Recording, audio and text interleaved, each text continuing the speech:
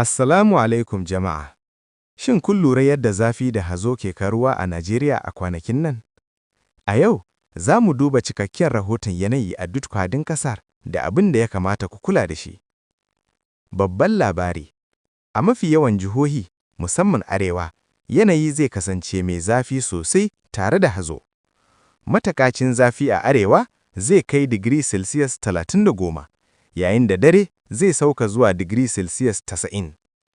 A kudancin ƙasar, akwai yiwuwar ruwan sama a wasu sassa, amma zafi zai ci gaba a sauran yankuna. Hazo da zafi na iya shafar lafiyar numfashi, musamman ga masu asma da yara da tsofaffi. Abin lura: rana za ta fi tsanani daga ƙarfe 8 na rana zuwa 3 na yamma. Ingancin iska a arewa na iya kasancewa mara kyau saboda kura da hazo. A kudu, akwai yiwuwar ruwan sama, don haka ku kula da tituna da mota. Shawarwari: ku sha ruwa sosai don kada ku kamu da gajiya daga zafi. Ku sanya hula ko mayafi idan za ku fita a rana mai tsanani. Masu asma ko matsalar numfashi su yi amfani da abin rufe hanci. Ku kula da yara da tsofaffi domin su fi saurin jin tasirin zafi da hazo.